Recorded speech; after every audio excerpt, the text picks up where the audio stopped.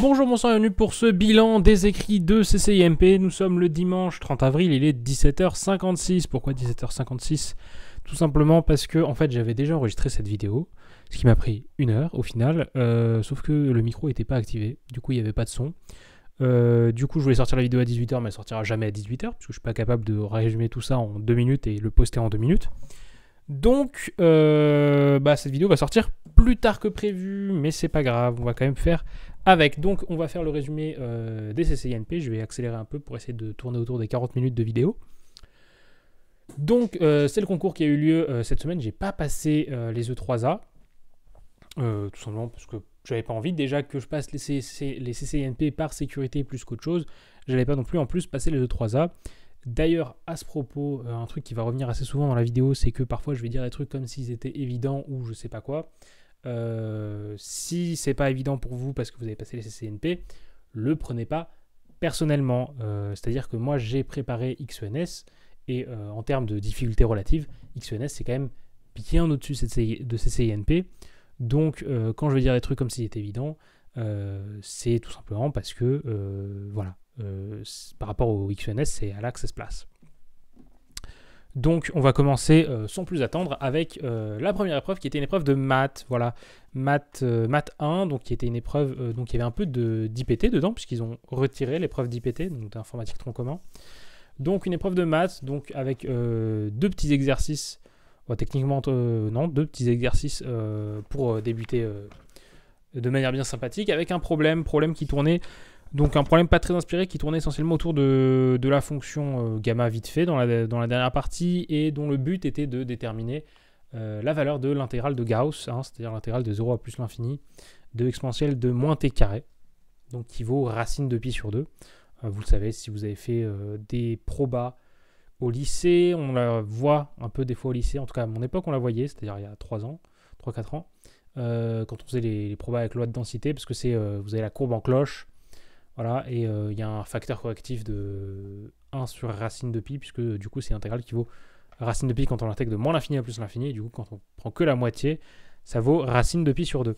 Donc le début, donc l'IPT, qui était pas bien compliqué, puisque finalement si vous connaissiez les expressions des coefficients d'un produit de matrice, ça allait très bien, parce que du coup c'était essentiellement ça, le premier exercice pour la partie info.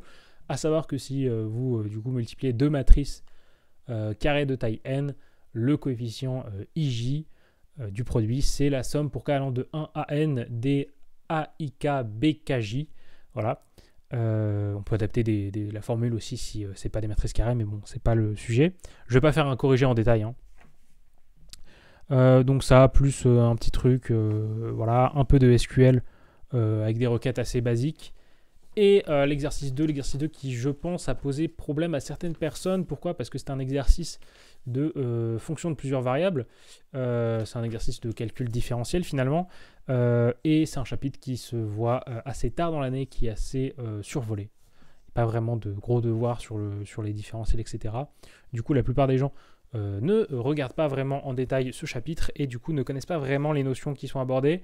Bon, alors là, pour le coup, dans la première question, il n'y a pas vraiment de notions de différentiel qui sont abordées, c'est du niveau terminal, voire première, puisque c'est une application du théorème des valeurs intermédiaires, tout simplement. Vous considérez la fonction x associée exponentielle de moins x. D'un côté, de la droite réelle, elle tend vers plus l'infini, de l'autre, elle tend vers moins l'infini, elle est strictement monotone, donc elle possède un unique point d'annulation. Pour ce qui est d'un point critique, pour la fonction f, ça c'est du cours, on regarde où la différentielle s'annule. Et à la fin, pour savoir si ce truc est un minimum ou un maximum local, on doit s'aider de la matrice hessienne. Donc si vous ne savez pas ce que c'est la matrice hessienne, vous étiez bloqué. La matrice hessienne, c'est essentiellement l'équivalent de la matrice jacobienne, mais pour les dérivées d'ordre 2. Donc c'est la matrice qui contient donc toutes vos dérivées partielles d'ordre 2. Donc la plupart du temps, elle est symétrique quand votre fonction vérifie des hypothèses assez simples, assez souvent vérifiées finalement. Et donc, comment savoir si vous avez un extrême qui est local, enfin si votre extrême local est un minimum ou un maximum? En fait, c'est comme dans le cas d'une fonction de la variable réelle, donc de R dans R. C'est-à-dire que votre fonction, si sa dérivée s'annule en un point, vous avez un extrémum local. un point intérieur à votre intervalle de définition, bien évidemment. Et après, la question, c'est la dérivée seconde. Quel est le signe de la dérivée seconde en ce point? Et donc, qu'est-ce qui se passe essentiellement si votre dérivée seconde est positive? Ça veut dire que, en gros, l'approximation de votre fonction en ce point, c'est une parabole orientée vers le haut. Et donc, en ce point, en fait, vous avez un minimum. Et de la même manière, si votre dérivée seconde est négative, la meilleure approximation d'ordre 2 de cette fonction, c'est une parabole orientée vers le bas. Et donc, c'est un maximum que vous avez à cet endroit. Et c'est essentiellement pareil pour la matrice hessienne, si votre matrice hessienne est définie positive, définie négative dans le sens où son opposé est défini positif. C'est comme ça qu'on sait si on a un extrémum qui est un minimum ou un maximum. Voilà, après donc on entre dans le cœur du sujet, donc, qui était essentiellement de l'analyse, hein. Ça fait plaisir après XONS où il y a eu beaucoup d'algèbre, donc avec des petites intégrales où essentiellement on va justifier que des fonctions sont intégrables sur 0,1 et sur 1 plus l'infini. Donc pour ça, c'est les techniques usuelles où pour regarder en plus l'infini, on regarde et on montre que c'est un petit taux de 1 sur t carré. Donc pour faire ça, on multiplie par t carré et on montre que ça tend vers 0. Donc ça, il n'y a pas trop de soucis. Et essentiellement, sur 0,1, on fait un équivalent en 0. Et ça marche très bien parce que votre fonction, elle est équivalente à 1 sur x puissance 1 moins a, 1 moins a, 1 moins a, j'arrive pas à parler, qui est strictement plus petit que 1. Et donc par critère de Riemann, c'est intégrable. Montrer que, après il y a des trucs, montrer par exemple que j alpha vaut i de 1 moins alpha, c'est une formule qui va être utile dans la suite. Bon, ça c'est pas bien compliqué, hein, c'est juste réécrire les expressions. Et donc après, on fait un truc qui arrive assez souvent quand on veut calculer une intégrale qu'on n'arrive pas à calculer justement. On essaie de passer par une série en fait. Si on arrive à réécrire la fonction intégrée comme la somme d'une série, et qu'on peut inverser intégrale et le signe intégral et somme, dans ce cas-là, on va se ramener en fait à une série, donc une série dont le terme général est une intégrale, mais du coup qui se simplifie, parce qu'en général ça va être une intégrale très simple, et du coup on a juste une série, et puis ça va très bien si c'est une série usuelle. Et donc ici justement on a une première tentative qui est faite, où on va procéder donc en écrivant, en voulant écrire cette fonction comme somme, comme une série de fonctions finalement, et on n'a pas convergence uniforme malheureusement sur 0,1. Tout simplement, vous vérifiez, vous n'avez pas le théorème de la double limite, hein, dans le sens où si vous regardez la somme partielle, théorème de la double limite, il vous dit que si vous avez convergence uniforme, vous pouvez faire tendre n vers plus l'infini, puis x vers n'importe quel point, et ça va être la même chose que faire tendre x vers n'importe quel point, puis faire tendre n vers plus l'infini. Et en l'occurrence, vous n'avez pas ça probablement en 1, si je ne me trompe pas, ça doit être un truc comme ça, parce qu'en 1, votre fonction elle tend vers 1,5, puisque c'est du 1 puissance alpha moins 1 sur 1 plus 1, donc du 1,5, ça tend vers 1. Tandis que si vous faites d'abord tendre x vers 1, en fait, vous avez la série de termes générales, pendant que je deviens flou, la série de termes générales moins 1 puissance n. Est-ce que je deviens net? Non, je ne deviens pas net. Allez, on va tester, on va essayer de devenir net. Bon. Je vais rester flou pendant le restant de la vidéo, ça va être un plaisir pour les gens qui vont voir. Ah voilà. Donc, comme ça on montre que on n'a pas convergence uniforme parce qu'on n'a pas le théorème de la double limite. Donc, et justement après, on va essayer du coup de faire une deuxième tentative. Donc, deuxième tentative d'avoir une série. Là, ça va mieux fonctionner. Essentiellement parce qu'on va appliquer le théorème de convergence dominée.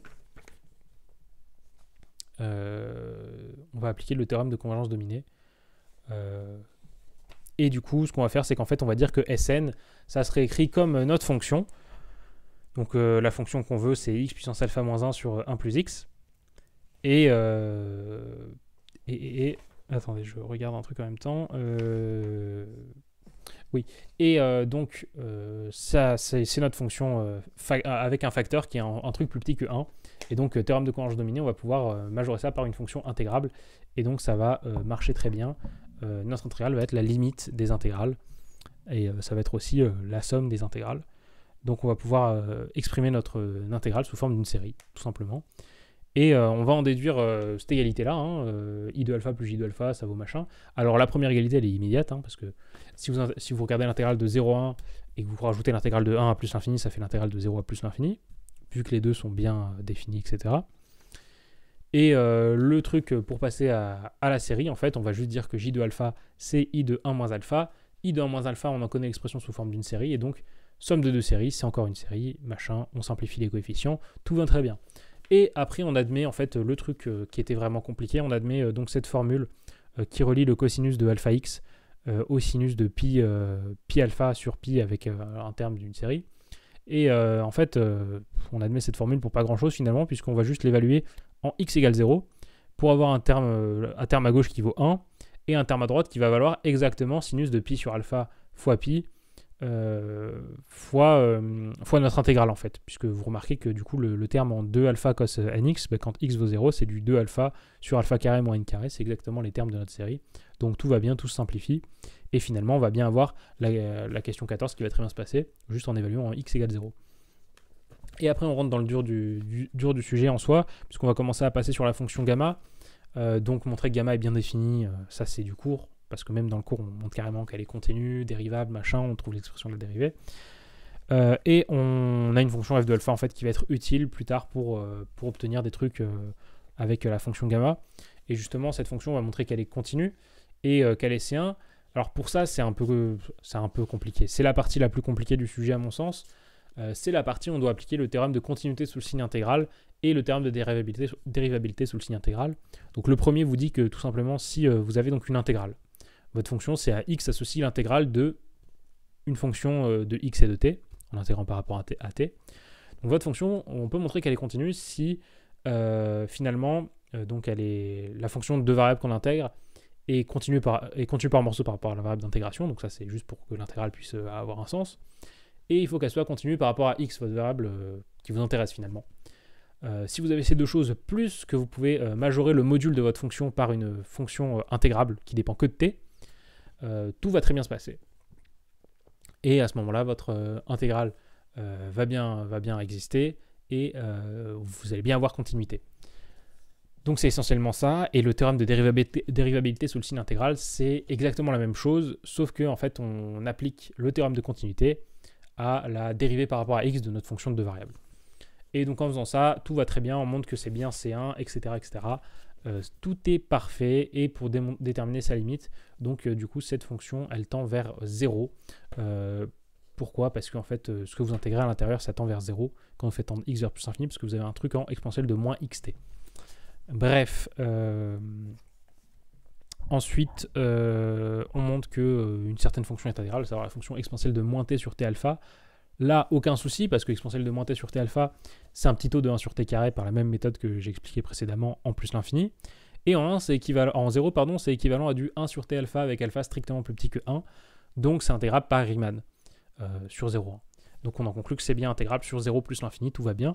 Et après, ce qui se présente à nous, donc on veut calculer cette limite qui vaut 0. Pourquoi? Tout simplement parce que c'est un reste pour votre intégrale. C'est-à-dire que de la même manière que pour une série, donc si vous avez une série qui est convergente, son reste tend vers 0. C'est-à-dire si vous sommez pour n allant de grand n à plus l'infini, quand on fait tant de grand n vers plus l'infini, ça tend vers 0.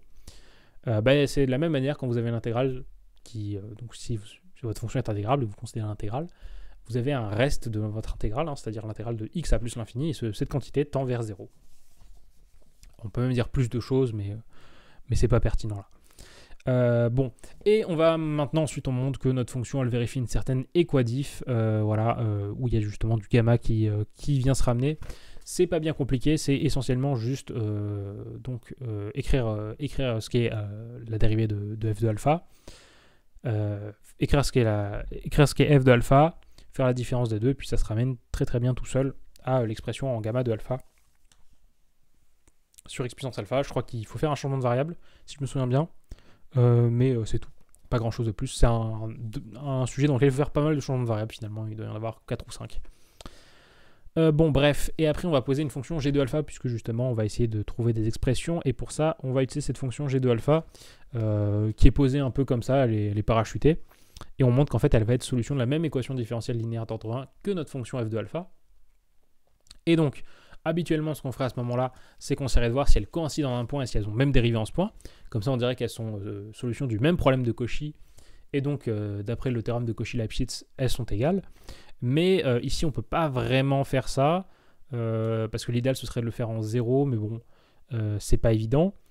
Par contre, ce qu'on peut faire, c'est dire que, alternativement, peut-être que ça peut marcher, mais moi, ce que j'ai fait à la place, c'est que j'ai dit tout simplement que notre f de alpha, elle s'écrit comme une constante fois une solution de l'équation homogène, plus une solution particulière.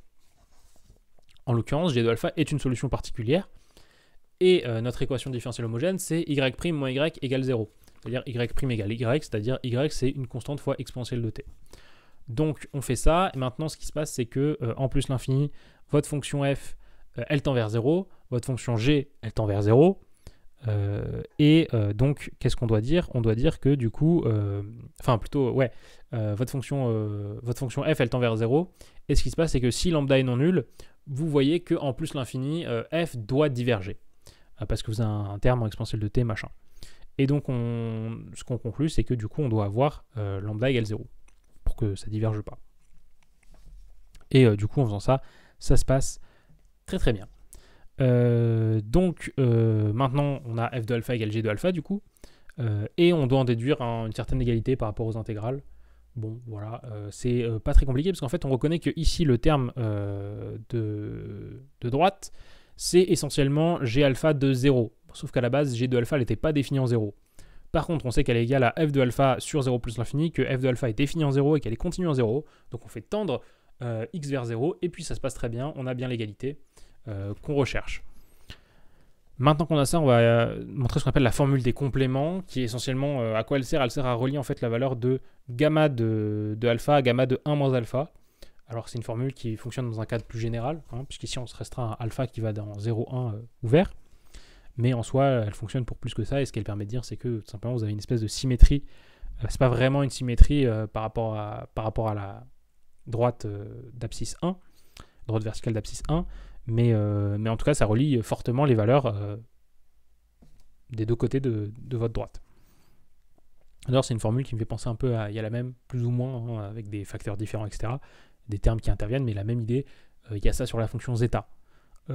Zeta de Riemann, la somme des 1 sur n puissance s. Bref, pour montrer donc cette identité, c'est pas bien compliqué, tout simplement parce que là, on voit qu'on a du alpha, du 1 de moins alpha, 1 moins alpha, ça nous rappelle furieusement ce qu'on avait montré précédemment, notamment parce qu'il y a un terme en pi sur sinus alpha pi. Nous, ce qu'on avait montré, c'est que on avait notre fonction, notre intégrale précédente, qui valait pi sur sinus alpha pi, et essentiellement, ce truc-là, c'était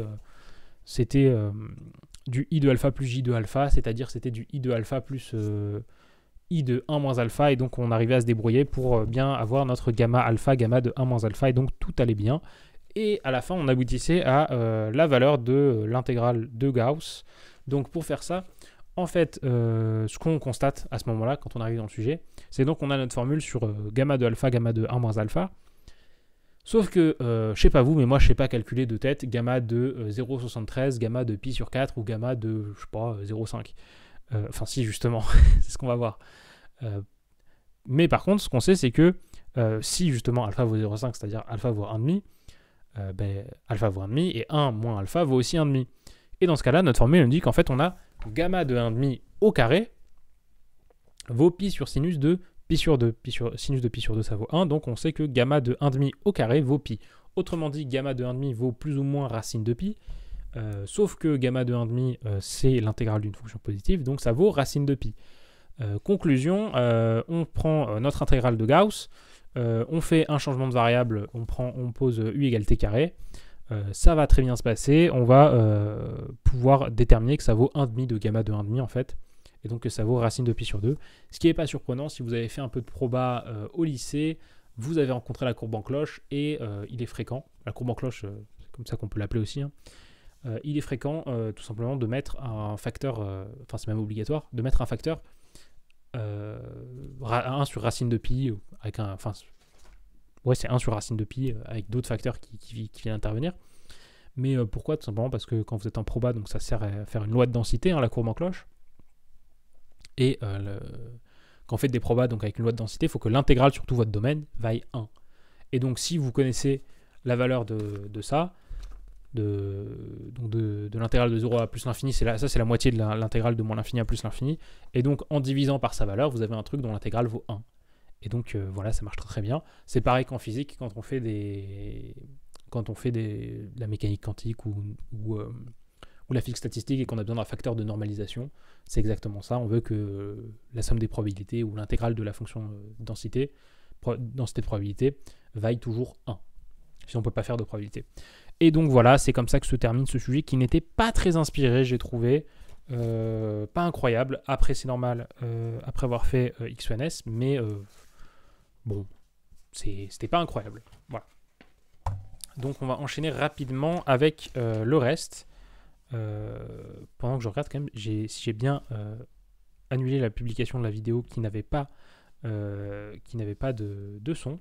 Non, je ne l'ai pas annulé, donc je vais l'annuler tout de suite parce que sinon il va y avoir des commentaires où vous allez me dire justement il n'y a pas de son. Et donc ce serait très dommage. Donc hop, voilà, on la met. Hop, voilà. Donc poursuivons. Après les maths, on avait donc juste après, c'était physique-chimie. Voilà, physique-chimie, un sujet encore une fois, pour le coup, qui était quand même plus inspiré. Qui tournait donc autour des gouttes d'eau, donc il y avait pas mal de choses à dire dessus. Le début c'était classique de chez classique, hein, c'est déterminer une vitesse limite quand vous avez des frottements, etc. Pour déterminer une vitesse limite, on applique juste le PFD, et ce qu'on dit c'est que quand on atteint la vitesse limite, la vitesse est constante et donc l'accélération est nulle. Traduction dans le PFD, votre terme d'accélération il est nul, donc vous trouvez vite le lien entre vitesse et force appliquée, vous trouvez une expression de la vitesse limite. Rien de bien méchant de ce côté-là. Après, il y avait quelques trucs avec des ressorts, des machins, des trucs. Bon, je vais pas m'étendre plus là-dessus. Il y avait un peu de physique statistique, un peu de tout, un peu d'électrostatique, un peu de tout et n'importe quoi finalement dans le sujet. D'ailleurs, j'étais un peu surpris dans la partie 5, enfin 10 dromètres optiques, voilà. Alors, à quoi ça sert? C'est pas très intéressant. Mais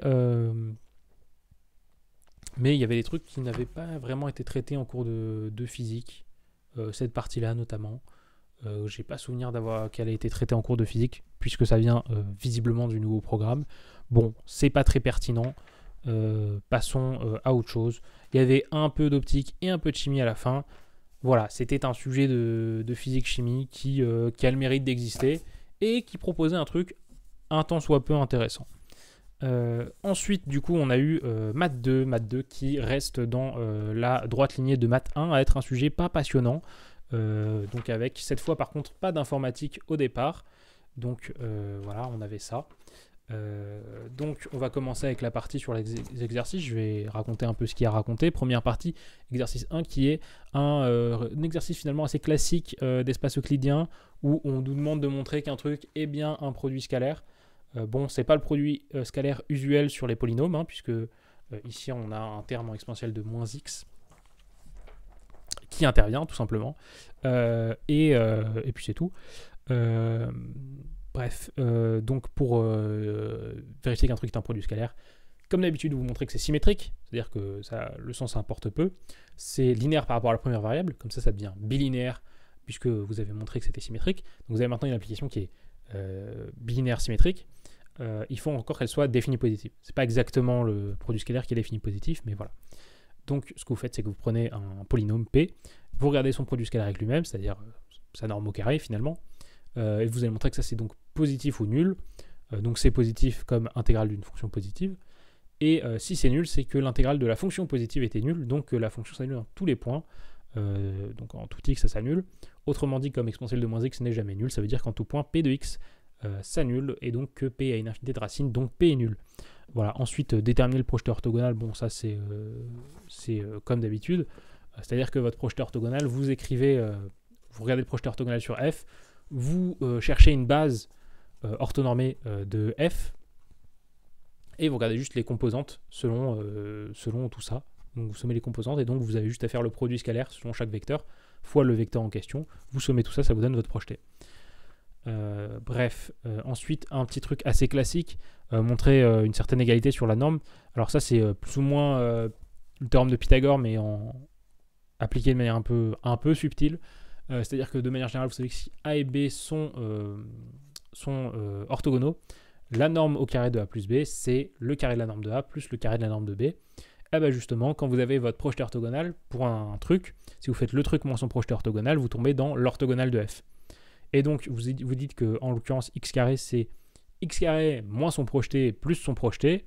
Et donc, x carré moins son projeté, c'est dans l'orthogonal de F, par définition du projeté orthogonal.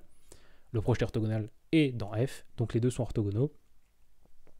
Vous appliquez le théorème de Pythagore, entre guillemets toujours. Vous changez un terme de l'autre côté. Et puis c'est fini, et après on vous demande juste de calculer une borne inf d'un ensemble intégral. Ça vient tout simplement du fait que, en fait, si vous regardez la norme de x moins son projeté, et ben ça c'est tout simplement la distance entre x et la partie f. C'est-à-dire que le projeté de f, c'est le vecteur le plus proche de votre truc, tout en restant dans f. Et ça découle du fait que c'est un projeté orthogonal.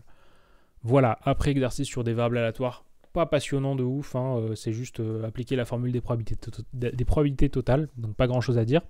Et on rentre dans le cœur du problème qui finalement est plus ou moins un retour sur la décomposition de Dunford, qui je crois cette fois est au programme maintenant, puisque essentiellement la décomposition de Dunford, donc qui vous dit que vous pouvez prendre une matrice et la décomposer en somme d'une matrice diagonalisable et d'une matrice nilpotente.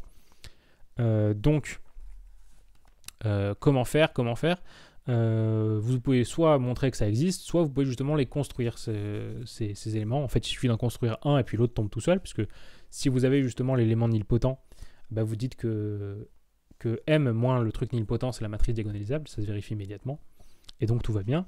Bref, donc pour ça, on montre avec un petit exemple. Bon, on vous demande de montrer qu'une matrice de 2 est diagonalisable, en l'occurrence une matrice symétrique réelle, donc on pourrait se contenter de dire que le théorème spectral nous permet de conclure. Cependant, comme ils veulent qu'on vérifie quand même que la matrice est diagonalisable, je me suis permis de calculer son polynôme caractéristique qui était scindé à racine simple, donc c'était immédiat. Ensuite, vérifier 2-3 trucs sur des projecteurs, donc, enfin des matrices de projecteurs. Pour vérifier qu'une matrice est une matrice de projecteurs, vous l'élevez au carré, elle doit être égale à elle-même, puisque P rond P égale P pour P un projecteur. De la même manière que si vous avez une symétrie, S rond S est égal à l'identité, hein, c'est des caractérisations des symétries et des projecteurs. Et après on montre le lemme des noyaux pour deux polynômes. D'ailleurs, je ne savais pas que le lemme des noyaux n'avait pas de démonstration, mais c'est pas grave. Enfin, pas de démonstration au programme. Mais donc voilà, le lemme des noyaux, pas compliqué, tout découle de l'identité de Bézout, qui vous dit que si vous avez P et Q, ça marche aussi pour de l'arithmétique, P et Q deux polynômes, et que vous notez D leur PGCD, vous avez U et V deux autres polynômes tels que UP plus VQ est égal à D, le PGCD. Et donc ce qui se passe, c'est que quand vous avez deux polynômes qui sont premiers entre eux, leur PGCD vaut 1, et donc vous avez UV plus BQ, UP plus VQ, voilà, qui vaut 1. Et donc quand vous passez donc, au polynôme d'endomorphisme, ça vous dit que c'est égal à l'identité. Et essentiellement, c'est de là que va tout découler pour montrer le lemme des noyaux. Ça va se passer très très bien. Ensuite, on montre encore 2-3 trucs. Là, la partie où ça commence un peu à se corser, c'est quand on parle donc de ces projecteurs, hein, donc qui sont des projecteurs, voilà. Mais il faut quand même en parler pendant que ça essaye de faire le focus, mais ça le fait moyennement. Donc, il faut montrer que si I est différent de J, on a PI rond PJ qui est nul, et que la somme des PI vaut l'identité. On en déduira que chaque PI est un projecteur. Bon, pas de grosses difficultés. Essentiellement, à la fin, une fois qu'on a montré les deux premiers trucs, pour montrer qu'on a un projecteur, en fait, il suffit de dire que la somme des PI vaut l'identité. Vous composez par PJ, donc ça se distribue dans la somme. Et du coup, vous allez avoir tous vos termes qui vont être nuls, sauf le terme en PJ carré. Et du coup, il va être égal à PJ, donc PJ est un projecteur. Voilà, ensuite, on montre des trucs sur les sous-espaces caractéristiques, notamment que ils sont supplémentaires dans E. Ça découle du fait que tout simplement le polynôme caractéristique est annulateur et que donc les x moins lambda i puissance alpha i, c'est des polynômes premiers entre eux. Et donc si on note PI, les NI, c'est les noyaux des PI de U. Et donc par le lemme des noyaux, on conclut. On montre pareil que que les images des PI sont supplémentaires dans E. Ça se fait tout seul. Et à la fin, on veut montrer que les images des pays sont égales au NI. Alors ça, j'étais un peu dans l'expectative, j'ai envie de dire. Pourquoi ? Parce que a priori, on vous dit rien en fait sur les pays. C'est-à-dire que les pays, c'est les RI de U rond QI de U. Sauf que tout ça, ça revient donc à la définition des PI finalement, donc les facteurs premiers du polynôme minimal, sauf qu'on vous dit absolument rien dessus. On vous dit pas par rapport à quelle racine en fait ces PI sont définis. Et du coup, il faut au moins ça pour pouvoir les relier au NI. Il faut qu'ils soient définis par rapport à la même racine. Du coup, en tout cas, moi, c'est ce que j'ai rajouté sur ma copie. Et du coup, après, on a une inclusion qui va être immédiate. Et pour montrer donc l'égalité, on va dire que on a montré juste avant que c'était la somme directe de deux gros trucs, les NI et les images des pays. Et donc ça veut dire que la somme de leur dimension est égale à la dimension de E, donc la somme des dimensions doit être égale de chaque côté, notre égalité. Mais on a aussi l'inclusion. Donc ça veut dire qu'on a une inégalité sur les dimensions, on sait qu'il y a les dimensions qui sont plus petites que les autres. Et donc si vous avez une somme d'entiers NI qui est égale à une somme d'entiers bêta I, et que par exemple vous avez NI qui est plus petit que bêta I pour tout I, vous avez nécessairement la somme les NI qui sont égaux au bêta I. Pourquoi ? Si vous en avez au moins un qui est strictement plus petit, bah du coup vous en déduisez que la somme des NI va être strictement plus petite que la somme des bêta I, et donc elle ne peut pas lui être égale. Bref, donc tout ça, ça découle tout seul. Après on fait 2-3 trucs sur, voilà, on demande de faire une décomposition en éléments simples, c'est pas bien compliqué, hein. Et à la fin, voilà, on considère une matrice puisqu'on va traiter un petit exemple. Montrer qu'elle est diagonalisable, bah, c'est écrit dessus, hein, elle est symétrique réelle. Et A carré, alors si je me souviens bien, ça vaut 4 fois la matrice unité. Ça nous permet en fait de dire quoi ? Ça nous permet de dire que donc si vous avez votre matrice A qui est diagonalisable, elle s'écrit A égale P dp-1 avec D diagonale tout court. Ces éléments diagonaux, ce sont les valeurs propres. Maintenant, si vous élevez A au carré, vous avez A carré, c'est P dp-1 le tout au carré, c'est-à-dire c'est P d carré P-1. Et donc ce qu'on en déduit, c'est que le spectre de A, il va être inclus dans... Enfin, c'est pas le spectre de... Si vous prenez les valeurs propres de A et que vous les élevez au carré, ce sont aussi des valeurs propres de A carré. Et donc, qu'est-ce que ça veut dire ? Comme A carré vaut 4 fois la matrice unité, bah, son spectre il est réduit à 4. L'ensemble qui contient 4, le singleton 4.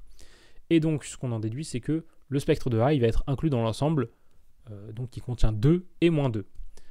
Après, il faut traiter les multiplicités pour savoir qui est une multiplicité quoi. On sait que la somme des multiplicités vaut 4, mais on sait aussi que la somme des valeurs propres affectées des coefficients leur multiplicité doit valoir, ici aussi ça doit valoir 4. Donc avec tout ça, attendez, je dis quoi ? Bref, on trouve deux conditions, à savoir que, si je l'ai écrit quelque part, à savoir qu'on doit trouver quoi à la fin ? Il y en a une qui est de multiplicité 3 et l'autre qui est de multiplicité 1 du coup. Mais si je les trouve pas, ça va pas le faire. C'est bizarre cette affaire. Donc voilà, essentiellement, on aboutit à dire que on va avoir donc 2 qui va être égal à la première multiplicité moins l'autre, 4 qui est égal à la première multiplicité plus l'autre, et donc on en déduit qu'on a 6 qui vaut 2 fois n1, 2 qui vaut 2 fois n2, avec n1 et n2, les multiplicités respectives de, je crois c'est 2 et moins 2, ou moins 2 et 2, je ne sais plus dans l'ordre. Bref, avec ça, ça permet de conclure pour A, et tout se passe très bien. Après, il y a une petite partie où on détermine la dimension de l'espace des polynômes en un endomorphisme, c'est-à-dire C crochet V. Pour ça, en fait, on introduit Enfin, moi, ce que j'ai fait, c'est que j'ai introduit une application linéaire phi qui a un polynôme associé phi de V. Donc, on regarde le noyau de cette application linéaire, puisque son image, c'est C crochet V. Son noyau, c'est les polynômes annulateurs. Et les polynômes annulateurs, c'est l'idéal engendré par le polynôme minimal. Et donc, on a vu que le noyau de notre application, c'est l'idéal engendré par le polynôme minimal. Et c'est juste de ça, c'est une conséquence directe que la dimension de C crochet V est celle du polynôme minimal. Et le degré du polynôme minimal, pardon. Bon, après, 2-3 petits trucs. Voilà, on montre par exemple que les P1, PM forment une base de l'espace vectoriel C crochet U. Essentiellement, ils ont le bon cardinal. Ils sont le cardinal M, et M, c'est le cardinal du polynôme minimal. C'est écrit sur sa tête. Hein. Et ensuite, la famille est libre essentiellement parce que si vous avez une combinaison linéaire des PI qui est nulle, vous composez par le PJ qui vous intéresse, tout le monde s'en va, sauf votre PJ. Vous évaluez en un vecteur dont l'image est non nulle, et ça vous permet de conclure que le coefficient était nul. Comme ça, la famille est libre, et tout va très bien. Après, il y a 2-3 trucs, voilà, il faut regarder une espèce de réciproque. Je vais pas développer parce que je trouve plus dans mon brouillon comment j'ai répondu à cette question. Je sais que j'ai répondu à cette question, mais je trouve plus le brouillon en question. Et j'ai pas vraiment le temps de continuer à chercher. Donc on va passer à la suite. La suite, c'est une épreuve de français. Voilà, épreuve de français où ils ont fait un grand changement. Cette année, on nous a donné donc c'est résumé plus dissertation. Et pour le résumé, on nous a donné une jolie feuille, voilà, avec des pointillés. Vous écrivez vos mots sur vos pointillés. Et du coup, c'est ignoble parce que du coup, on peut pas lire, parce que du coup, c'est super saccadé, parce que du coup, par exemple, si vous voulez lire la phrase, enfin le mot c'est-à-dire, vous avez ça face à vous, quoi. Quand vous êtes devant votre copie, vous avez un C apostrophe, plus loin et, plus loin A, plus loin dire. Et du coup, ça donne cette étrange impression que les mots sont saccadés comme ça. C'est un rythme mécanique, justement, hein, puisque l'auteur n'était pas d'accord avec les machines. Du coup, je trouve ça complètement stupide, à titre personnel. Mais je ne vais pas m'étendre plus là-dessus. Justement, le texte qu'on nous demandait de résumer, c'est un texte qui partait bien, parce que c'est un texte où on dit, voilà, la société est vouée à l'échec, il y a des problèmes, attention, faites attention, les travailleurs, machin, machin. Et en fait, c'est juste quelqu'un qui prend un point de vue rétrograde et qui déteste les machines et le progrès. C'est vraiment le résumé que j'ai à faire de ce truc. Hein. Bon, c'est pas ce que j'ai écrit, vous vous doutez bien. Et puis après, on avait notre sujet de dissertation. Du coup, le but du travail n'est pas tant de faire des objets que de faire des hommes. L'homme se fait en faisant quelque chose. Un sujet qui est plutôt intéressant tout en restant classique finalement, puisque ça donne lieu au plan ultra classique du... alors, c'est pas exactement les intérêts du travail, la première partie, mais ça va être première partie, l'homme se réalise à travers son travail, l'homme s'accomplit à travers son travail. Deuxième partie, cependant, le travail est un acte dégradant pour l'homme. Voilà, ça détruit l'esprit, le corps, tout ce que vous voulez. Troisième partie, il faut trouver un travail humain et adapté. Et là, voilà, c'est banco, vous avez fait votre truc. Après le français, on a eu droit à de la physique. Voilà, l'épreuve de physique, donc, qui était très inspirée de One Piece, hein, puisque du coup, essentiellement, c'est un sujet sur un gars qui a des bras élastiques, un sujet sur un gars qui fait boum boum avec des éclairs, et un sujet sur un gars qui fait de la glace très très fort. Voilà, moi je trouve que c'était une opportunité ratée de faire un sujet inspiré de Naruto, mais bon, c'est pas un débat que je suis prêt à avoir ici, puisqu'il n'y a pas de débat justement. Je suis désolé, mais des ninjas qui courent sur des murs et qui sont suspendus au plafond, c'est beaucoup plus pertinent en termes de physique. Bref, essentiellement donc un sujet qui commence voilà, avec des oscillateurs harmoniques, machin, on vous demande le potentiel, l'énergie potentielle élastique, plus ou moins, hein, parce que en fait... vous avez votre énergie là qui est en V de x, c'est V0 facteur 1 moins exponentielle de moins A facteur de x moins x0 le tout au carré. Et ça en fait quand vous faites un DL à l'ordre 2, vous vous retrouvez donc sachant que l'exponentielle de h c'est de l'ordre de 1 plus h quand h est très petit. Et donc votre énergie potentielle en fait elle s'écrit en première approximation, elle s'écrit V0A facteur de x moins x0 le tout au carré. Et ça vous reconnaissez que c'est en fait du k facteur de x moins x0 au carré avec k votre constante de raideur qui vaut V0A. Cependant, il était quand même pertinent, après on vous demande de faire un diagramme, mais il était quand même pertinent de regarder qu'en fait cette approximation elle est pas tout à fait valide, parce que si vous regardez bien votre fonction, en fait ce qui se passe dans l'approximation, nous on approxime ça avec une parabole, donc qui tend vers l'infini très très fort, mais si vous regardez votre v de x, vous avez un terme en exponentielle de moins un truc. En l'occurrence, quand x devient très très grand, x devient plus grand que x0, et donc ce truc c'est du exponentielle de moins a facteur de x moins x0, et donc ça tend très très fort vers moins l'infini justement. Donc votre exponentielle, ça tend très très fort vers 0. Et donc votre énergie potentielle, elle tend très très fort vers V0. Donc ça veut dire que en gros, quand vous partez très loin vers la droite, ça tend vers une constante, V0. Alors que votre approximation, c'est une parabole qui diverge très très vite. Enfin très très vite, elle diverge raisonnablement vite. Par contre, quand vous allez vers la gauche très très fort, x devient plus petit que x0, donc ça devient négatif. Et donc à ce moment-là, vous avez du exponentiel d'un truc positif qui tend très très vite vers plus l'infini. Et donc, ça veut dire que votre exponentielle tend très très vite vers plus l'infini, et donc votre v de x, il diverge très très vite quand vous partez vers la gauche. Et donc, ça montre bien que voilà, bon, l'approximation, elle vaut ce qu'elle vaut. Ensuite, on demande différents trucs. Voilà, en général, c'est quelque chose que j'aurais plus attendu dans un sujet de l'X, finalement, le coup de mettre n oscillateurs harmoniques. Mais non, là, on l'a mis dans un CCP. Bon, il y a des questions un peu ridicules, du style déterminer les courbes. C'est-à-dire à quelle fonction correspond quelle courbe. Alors pourquoi je dis que c'est ridicule? Parce qu'en fait il suffit d'évaluer en 1. C'est-à-dire en x égale a. Vous évaluez tout ça. Le premier c'est, donc si vous regardez v V de A sur θ0, ça vaut θ0. A sur A puissance 12, ça vaut 1. Et 2 fois A sur A puissance 6, ça vaut 2. Du coup, comme ça, vous déterminez à quelle fonction correspond quelle courbe. Bon, voilà. Après, il y avait la partie, du coup, avec le monsieur qui fait des éclairs très très forts. Attention. Du coup, un petit condensateur qui se traitait correctement avec un petit passage sur le plasma. Voilà.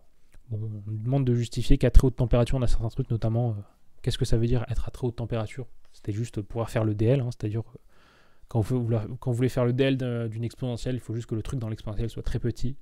Et donc ici, c'était KBT très supérieur à EU. C'est-à-dire qu'en gros, votre agitation thermique, elle domine devant votre interaction électrostatique. Bref.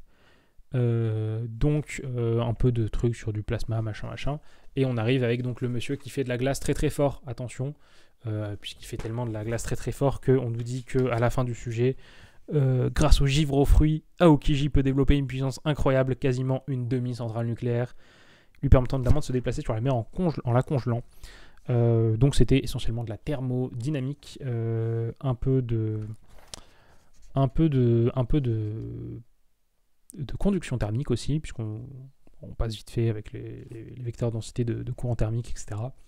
Bref, un sujet qui était assez amusant finalement. Ne vous attendez pas à avoir un truc du même acabit amine et homine et à centrale, hein. Ce sera probablement pas ça. Pas aussi, pas dans la même envergure. Bref. Ensuite, on a eu de l'anglais. Voilà, bon, de l'anglais. Je vais pas m'attarder plus que ça sur l'anglais. Je vais me contenter de vous montrer, voilà, concrètement ce que j'ai fait. J'ai entouré beaucoup de choses. Voilà. Pourquoi? Parce que moi, je suis pas du tout dans la team faire des tableaux pour résumer les documents. Je trouve que ça sert à rien parce qu'en fait, vous résumez le tableau et puis après, vous le regardez plus jamais parce que vous vous souvenez de ce qu'il y avait dans les documents. Du coup, ce que je fais, c'est que j'entoure les trucs sur les documents et ensuite, je passe directement au brouillon. J'écris. Je recopie sur ma copie, ce qui a fait que j'aurais pu finir vraiment en avance si mes deux stylos ne m'avaient pas lâché. C'est-à-dire, j'avais un stylo, il m'a lâché. J'ai pris mon stylo de rechange, il m'a lâché. Donc les deux stylos m'ont lâché. J'ai réussi malgré tout à ressusciter un des deux, ce qui a fait que j'ai pu quand même terminer l'épreuve dans un temps tout à fait raisonnable. J'avais un peu d'avance. Et donc finalement, ça s'est bien passé. Voilà. Ensuite, après l'anglais, vient donc l'informatique, où il y a eu donc l'épreuve d'option informatique. Alors c'est complètement stupide à mon sens. Pourquoi? Parce qu'on a mélangé en fait de l'IPT, donc du Python, hein, et du OCaml. Surtout que c'est une alternance OCaml, Python, OCaml. Ce qui fait que vraiment, là, c'est pour maximiser les chances qu'il y ait un élève que les élèves en général mélangent la syntaxe OCaml et Python. Ce qui peut arriver, hein, genre mettre un let en Python ou je sais pas, mettre un def en OCaml. C'est des choses qui peuvent arriver, je pense, pour beaucoup de gens. Et du coup, voilà, je suis pas content. Je sais pas, c'est pas ma place de dire ça, mais en tout cas, voilà, c'est pas le genre d'épreuve qui me met en joie, quoi. Quand je vois ce genre de choses, j'ai vraiment l'impression qu'on se fiche un peu de nous quand on nous propose des sujets comme celui-là. D'autant plus que bon, le sujet, c'était 3 parties qui n'avaient rien à voir les unes avec les autres. Puisque dans la première partie, c'est essentiellement on vous fait implémenter un trait qu'on voit en première année, le trait par insertion. Ensuite, on vous demande, on vous donne un algorithme, on vous demande de le traduire en OCaml. Et puis c'est fini. Deuxième partie, il y a un peu de maths. Ensuite, on vous donne un algorithme, on vous demande de le traduire en Python. Troisième partie, bon là il y avait pardon, il n'y avait pas de OCaml dans la troisième partie, je sais pas ce que je raconte. Troisième partie, c'était juste des automates tout seul, voilà, qui n'étaient pas non plus fous et pas très intéressants et pas très pertinents. Voilà. Avec tout ça, on a fait le tour de ce qu'il y avait à dire sur la semaine CCINP. Voilà, j'ai pas passé le 3A, donc j'ai pas grand chose à dire dessus vu que j'ai pas vu les sujets. Enfin, j'ai entrevu le sujet de maths des E3A, qui étaient, je crois, juste des exercices qui s'enchaînaient, donc rien de très excitant non plus. Bon, même s'ils étaient quand même plus aventureux que les CCP, vu qu'il y a eu des probabilités avec des matrices, voilà. Mais bon, on va pas s'étendre plus que ça là-dessus, vu que j'ai pas vu le sujet. Bref, donc, avec tout ça, si je devais résumer concrètement les CCINP cette année, c'est un concours qui ne prend pas beaucoup de risques, il n'y a pas beaucoup d'enjeux en termes de sujets, c'est toujours plus ou moins du archi classique, on va appliquer les théorèmes du cours, on va vérifier que vous connaissez votre cours, et c'est tout. Si vous apprenez votre cours, il n'y a aucun risque de se faire avoir au CCINP. Vous apprenez votre cours, vous faites 3 exos classiques, c'est plié. En tout cas pour les maths, c'est ça. Pour la physique, c'est du même ordre. Et bon, le français et l'anglais, j'ai pas grand chose à dire là-dessus. Même pour l'informatique, il n'y a pas grand chose à dire. On vous donne les algorithmes à écrire. Donc à ce niveau-là, c'est même plus vraiment apprendre à coder, hein, c'est faire de la traduction. Donc il n'y a vraiment pas grand chose de plus à dire, surtout quand on voit que le tri insertion, c'est un truc qu'on donne en première année, c'est les premières choses qu'on voit, les tris, et c'est même pas le tri le plus compliqué qu'on voit, parce que le tri par insertion, c'est vraiment plus simple. Il y a par exemple le tri fusion qui est quand même déjà plus compliqué, et pourtant, voilà, il apparaît pas. Mais bon, c'est pas grave, je vais pas épiloguer là-dessus. La semaine prochaine, on attaque les mines, voilà, puisque mardi, on commence les mines, puisque lundi, c'est férié, puisque lundi, c'est le 1er mai, voilà. Donc on attaquera les mines, il y aura pareil un bilan des mines, ensuite il y aura le bilan de centrale, et on peut l'espérer, il y aura des bilans pour les oraux aussi, si je suis admissible, on croise les doigts, voilà. J'ai pas grand chose de plus à dire, cela dit, on m'a fait remarquer que je devrais augmenter l'engagement voilà, en fin de vidéo, et donc n'hésitez pas, si vous êtes resté jusqu'au bout de la vidéo, voilà, n'hésitez pas à mettre en commentaire votre type de colonne gréco-romaine préférée. Voilà, hein, il y a plusieurs catégories. N'hésitez pas à dire laquelle vous préférez. Lequel, laquelle, quel type vous préférez. Voilà. Sur ce, c'était Adam. Je vous souhaite une bonne journée, un bon après-midi, une bonne soirée. Je vous donne rendez-vous la semaine prochaine pour le bilan des mines. Sur ce, ciao tout le monde!